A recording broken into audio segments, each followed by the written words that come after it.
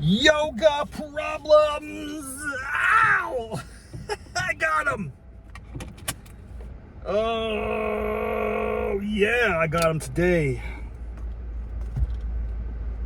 Holy moly. Woo! Ladies and gentlemen, boys and girls, Raff's Brain listeners, yoga practitioners across the land, my tens of loyal brainiacs, thank you so much for tuning in for the latest episode of Raff's Brain Hot Yoga Problems OBX edition. Oh yeah, it's Labor Day week. I'm down in the Outer Banks of North Kakalaki, and I'm maintaining the hot yoga practice with this extraordinary venue down here. And if you know, you know. Holy moly. OBX hot yoga, folks. They don't play games. They don't mess around. They are cooking some bodies up. Somebody call the fire department. Woo! We gotta hose that place down, boys and girls. It's quite a scene. Oh man, I tell you, at the end of class today, this happens very rarely. I guess I've had a lot of, impurities, perhaps, might be one way of putting it. I've been imbibing a little bit down here in the Outer Banks while I'm on my vacation, as I'm prone to do. Little pina coladas, little Mai Tais, little IPAs to the face all day. I love it. And then I go sweat it out in the morning. Wash, rinse, repeat, something like that. I don't know, man. It's kind of dangerous, but I'm pushing through. And I tell you what, my yoga mat was so drenched in my putrid body sweat that's been excreting from my pores like Niagara Falls, man. Oh, my yoga mat was squishy. Oh, it was nasty. I wonder if how much of that was legacy from the past couple sessions. OBX hot yoga is insane. Insane. They just crank that heat and they just go to town, and you're devastated, man. And it was a good day today.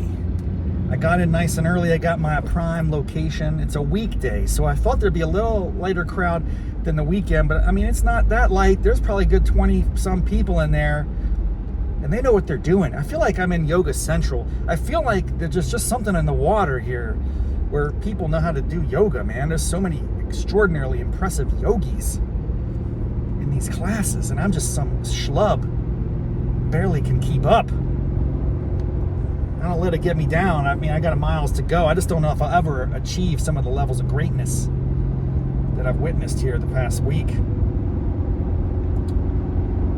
It's going to wrap up, this visit to OBX. I'll be getting back into normal hot yoga problems probably over the weekend. Or next week at my more traditional studio. I want to communicate a problem today, though, and it's the first time this has ever happened. Oh, ow! Ow! I got something's in my eye. Woo! What was that? I got a contact issue going on, bro. I need to take this bad boy out, but I don't want to do that while I'm driving. You can't do contact removal while you're driving, unless you're a real daredevil, and I don't want to be that way. This highway is dangerous enough. Route 12, Croatian Highway, whatever it's called, Croasode Highway. I don't even know what it's called. It is insane. I've already mentioned it in past episodes. I'm just going to continue repeating myself as I make my way down, or up rather. I guess I'm going north at this point, so I'd be making my way up the alley. But dude, something crazy happened today. The problem of the day is odors. Now, I respect that we are in a setting where you're going to get a lot of foul stench. This is the nature of the beast. You mix excessive heat with excruciating exercise, you're going to get a lot of, interesting aromas kicking. I get it, and that's to be expected. But when people come with their own little concoctions, it has happened a couple times before. I think I've mentioned it in past episodes. Some of my most loyal listeners will know that I think I was once on a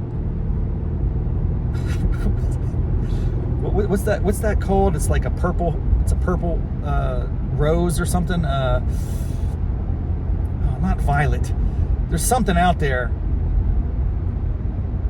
It's a stench. It's like a little flower smell that people like to spray. That makes me sneeze. It kind of causes reactions. Okay, that's one thing. I can handle the perfumes, the potpourri action. That happens on occasion. Actually, sometimes I will even dab a little mint. I have been known to do this. It's been a while, but I do have some of that like spearmint extract or peppermint extract. It's like an oil. You rub it on your wrists, and then it smells nice. It opens up your passageways. Jasmine, I think, was the smell I was just trying to describe earlier. Anyway, all that's par for the course. I wouldn't say it's par for the course. I say it's outside the norm. It's not an extreme outlier. It's probably once every 10 to 15 classes you get someone rolling in there smelling like a perfume factory, and I can handle it.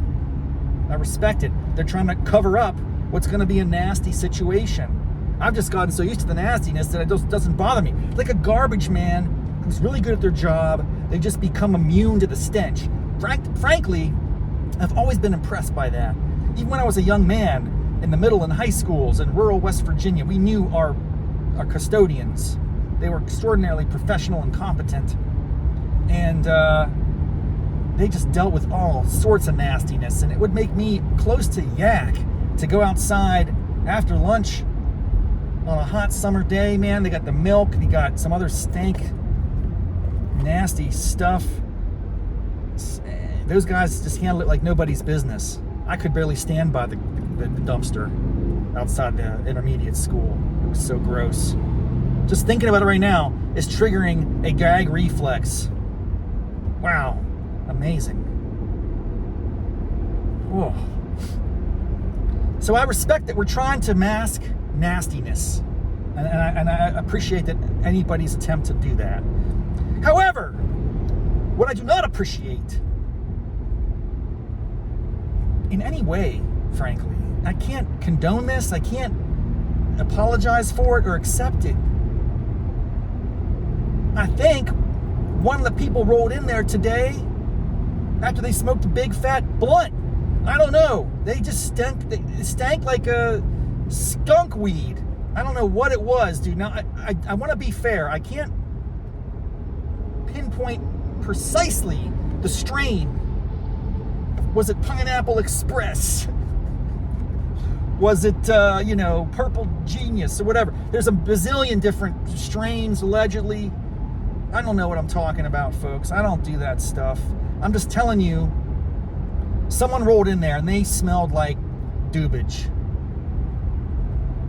It's like Patchouli was rolling into the hot yoga class today. I don't know what was going on with that, but it permeated my whole corner, and I couldn't tell who it was. I wanted to pinpoint. Was it a guy? Was it a girl? No one looked like they were off their rocker, and everyone was really composed. Maybe this wasn't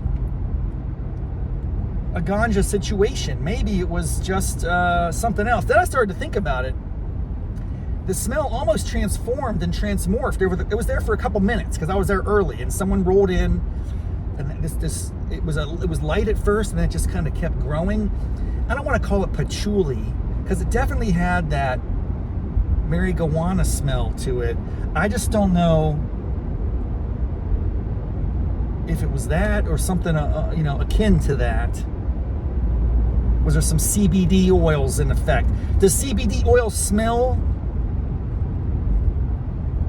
like the wacky tobacco? I don't know, man.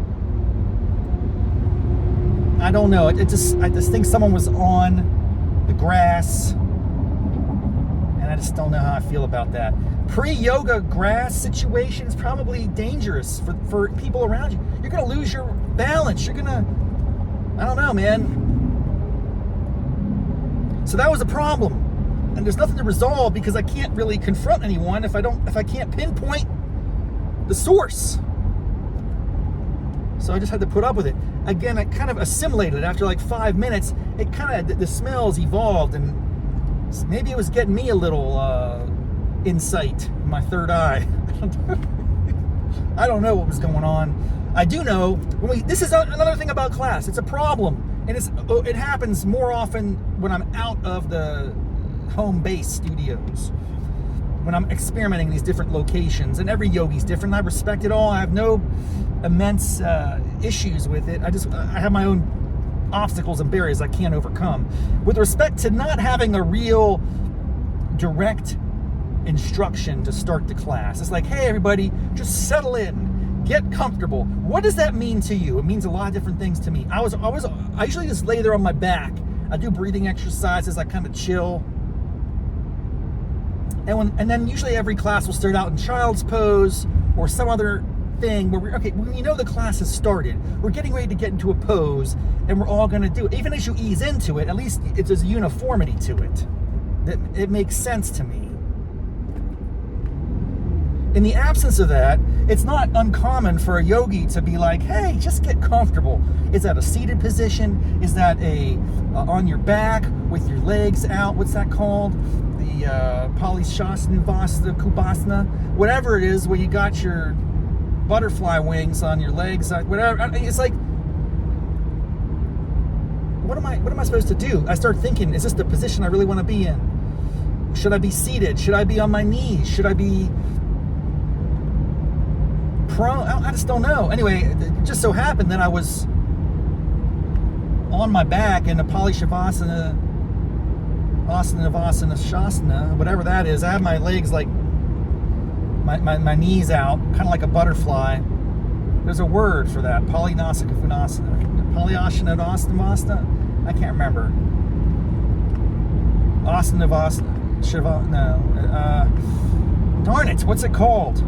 There's actually like a normal word for it. It's not butterfly, it's something else. But you're on your back, you spread your knees out wide, you put the soles of your feet together to touch. One hand on the heart, one hand on the belly. It's kind of relaxing. I dig it. And so I just did that for the first 5 minutes of class. And it was pretty slow start. And I think I might have had a moment of subconscious, unconscious, quasi-sleep. I was so tired. And she wasn't talking very loudly, and she wasn't calling poses. She was just like, settle in, do your deep breathing. Breathe in, breathe out, blah, blah, blah, ujjayi, through the nose, out the nose, da, da, da, da, da. And I was like, I think I had one of those like snort, wake up moments. And then I thought I was behind. I was like, where's everybody? Are they sitting up now? Are they standing? Are we doing eagle poses? What's happening? So it was a little bit jarring. I quickly gathered myself. I'm proud to say that I was able to recover from that moment, but it was a little off-putting way to start the class. That's on me, not on them. That's on me. I got to pay more attention. I was just in such a state of relaxation that I drifted off into just maybe it was like a split-second nap. Then I recombobulated and got into the flow, and the flow was good. It was strong. It was intentional. It was familiar. It wasn't exactly like I remember a normal flow, but it basically followed the patterns. I will say we did a lot of what is it called when you're squatting? What is the yoga pose called? Yogi squat, I think is what it's called. I'm gonna ask my old standby, the ultra reliable ChatGPT, to hook me up, because it's just bugging me right now. It's bugging me. I'm bugging.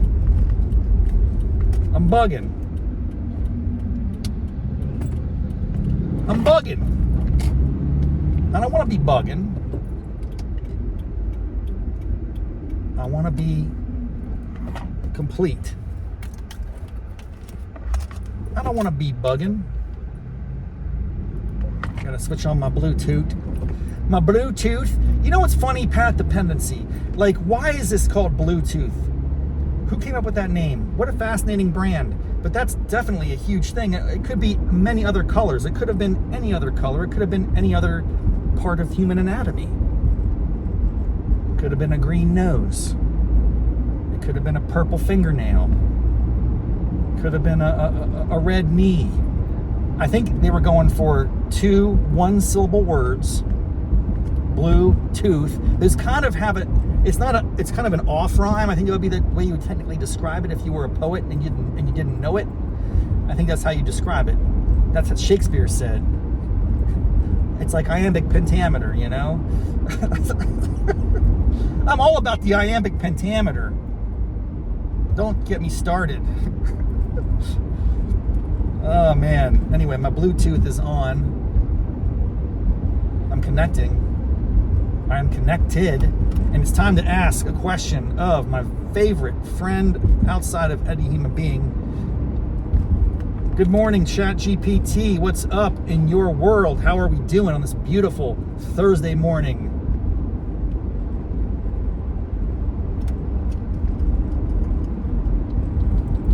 Hey, ChatGPT, can you hear me? Are we in contact? Is the internet working today? Probably not. I can't hear you, bro. Speak up. Or forever hold your peace. Hey, Rob. Loud and clear on this end. I'm here, and the internet is indeed working its magic today. It's a pretty nice Thursday morning here as well, so no complaints. Hope you're feeling good and ready to dive into whatever fun or wacky stuff you've got in mind today. Hey, listen, I'm on a podcast here, little Raff's Brain Hot Yoga Problems Action, and I wanted to ask a quick question. I want to get the technical term for the yoga pose. I believe it's called yogi squat. I want to say it's something like Shavasana, seated forward fold. No, that's something else. What is the yoga squat called? Yogi squat. There's a technical term for it. If you know that, I will really appreciate it right now because I'm recording this podcast. Let's go. Absolutely, let's do it. The pose you're thinking of is usually called malasana, which is often referred to as the yogi squat. So yeah, you had it pretty close. It's that deep squat pose where you're kind of sinking down and opening up those hips. Good luck with the recording. Sounds like a fun little segment for Raff's Brain. Well, you're on it now, baby. Yeah, we're on this podcast together because I just go live to tape. I don't edit. I don't have time to play games with post-production. I got to get it out the door to my loyal, rabid audience, tens of fans of the show, just chomping at the bit out there. What's the other pose that I was talking about earlier? It's where you're on your back and you got your knees spread out and your soles of your feet together. What's the name of that pose, ChatGPT? Help me up, help me out. I love it. We're just rolling with it live. Hi to all the Raff's Brain listeners out there. So the pose you're describing, where you're lying on your back with the soles of your feet together and your knees falling out to the sides, that's called Supta Baddha Konasana. Supta Baddha Konasana! Reclined bound angle pose. Reclined so there you go, Malasana and Supta Baddha Konasana. You get your yoga vocabulary set. Happy podcasting. Thank you. I knew that was the case. I knew all along. I just forgot. Supta Baddha Konasana and Malasana. There's a lot of sanas and asana. You know what I'm saying? There's a lot of different, I guess they're vowels. Is that what they're called? The letters A, E, I, O, U. It's like, yo, that's how I learned about grammar. Wheel of Fortune. May I buy a vowel? A, E, I, O, U. Now they just give them away. I'm really disappointed. I feel like they've watered down Wheel of Fortune so much over the years. It used to be really hard because you only would get one vowel. You get to buy 5 letters and then you get one vowel. Now you get all the vowels, don't you? It's something crazy. Even Y? I mean, Y is sometimes a vowel. Does it count? I don't know. Anyway, I'm just saying, when you come in and the place smells like an opium den, it wasn't that bad. I should relax. And frankly, I got accustomed to it, and I really feel like I was at a certain point. I'm so what's the word when you're like concerned about your own imposition on others? Like I was starting to get worried. Is that smell actually emanating from me? Now I don't do weed or drugs in that way, so it's like, where would that smell have come from? It started to have this weird reminiscence of hops. Was I starting to sweat hops? And that would be on brand for Raff because, yes, I was drinking up a little bit this week. I was having some, it's called Swelsa Brewing, Swellsa, Swelsa Brewing, like storms are brewing, Swelsa Brewing, down here in the Outer Banks, man. Good stuff. They got a little beer cave. It's called, well, it's not the beer cave, it's something like that though. You know, a little stand up here in Duck, and they serve it up, man. They got this drink called Jimmy Buffett Ruined My Life. It's probably rocking about an 8.6 ABV. Is that right? It's a, how do we say this? It's an IPA, but it's cloudy. So there's something about that. Is it a double IPA? I don't even know. All I know is you get some hops going and then you sweat that out. Maybe it was me there. It smelled like ganja / hops. Is there a crossover or similarities between those fragrances? I start to just like imagine that it's me and not someone else, but I made it through the class. I sweated my soul out, and my mat is squishy, soaked with my sweat. I'm gonna have to hang that up outside to dry it off. I even had my yogi towel, you know, like the towel to absorb the sweat. But dude, there's too much of it. I couldn't handle it. What else is going on? Well, I got sucked in to a very interesting opportunity that I'm not certain I will pursue. In fact, I'm leaning against it at the moment. I have a call at 11 o'clock to pull the trigger or pass. Basically, I was lounging around, noshing on some potato chips and Doritos or whatever, and just scrolling through my Instagram. And of course, that micro-targeting gets you. A really interesting ad for an exercise program. I won't go into the details, but it seemed pretty compelling. And I realize I'm fat. I need to lose some weight. I gotta get serious about this. I probably can't do it on my own. So this looked like an interesting system. So I did what you're not supposed to do, but I do it pretty regularly because I'm just a curious guy. I dropped my information into a registration form, and then I scheduled a call with somebody to talk about the program. We had a good half-hour chat yesterday. He's going to follow up with me today, and he's going to ask, are you ready to drop some G's on this program for guaranteed results? And it does sound like a very legitimate program. It sounds very legitimate, very intense, and it would be a nice complement to my yoga action. And I could really have a whole nother stream of content if I did this. And it's unique enough that it's novel enough. I won't give it away. Maybe I'll talk about it at a later date. But the program is novel enough. It uses a particular piece of equipment that would make it a lot of fun. But anyway, the price might be a little out of my range at the moment. And I have to have that conversation about half an hour to let this guy down. I'm already worried about that. He's trying to sell me. I don't need to worry about it. I'm the customer. I just know he's going to have all sorts of great comebacks. Like, if you're a good salesman, you are ready. You are equipped with the counter response. Like, why don't you want this? What's wrong? What's holding you back? And then you go X, Y, Z, and it's just, I don't want to feel uncomfortable. I don't like those types of hard sells. I don't think it's going to go down like that, by the way. I'm going to be very honest with this guy. I'm going to say, man, I really appreciate your time. I think I learned a lot about this program. I did some, digging yesterday. It looks very credible. But this is just, there's a little bit of a timing issue with me right now. This is not, it's not going to work out. But I'll keep you in mind in the future as I embark on these sort of fitness journey. I don't know. He's going to have all sorts of, well, what's holding you back? You can't wait. What's your health worth? I'm sure he's got a lot of great responses. But counterpoint, I forgot that what is your cousin's child? He's an adult.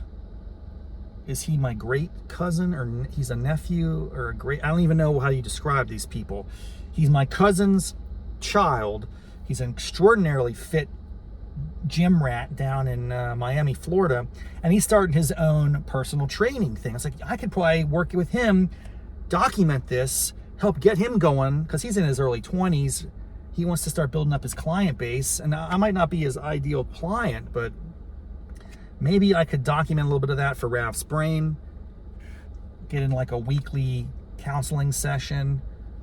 I think ultimately what I need to get in shape, to get in peak fitness, which would be losing about 30 pounds, is going to be accountability. I need to have someone who's watching me and like making me do the right thing. I don't trust myself to make the best choices. But if I'm reporting to someone else, and maybe if I put some skin in the game and had some money at stake, that's the one thing. Like if you drop a lot of money on something, typically it's going to get some value and you're going to get some use out of it at first. But there's also a lot of people who have a gym membership and they never even go inside the gym for years before they cancel. It's very hard to cancel gym contracts too. Man, that's a nightmare. Anyway, this is it for the Outer Banks. It's been a good week. I'm heading back tomorrow, getting back in the swing of things in North Arlington. A big couple of months on the horizon. Been working on my one-man show for my birthday. Got some other situations and parties and celebrations on the horizon. Good times, good times. The fall is here. Football season's underway. Oh man, I might have to hit up my friend Hua. He's been on the show before. He's a football fiend, and he has like all sorts of prognostications. I gotta tell you, I think the Steelers are gonna be okay this year. I was worried a little bit, but now I'm starting to buy into the hopium, as they say. I might be sold on this Aaron Rodgers experiment. Just ask me in about 8 weeks. We'll see what happens. All right, folks, thanks for joining in. It's been a good one. We're taking it to the next level this fall. It's going to be amazing. Until next time, namaste, mofos.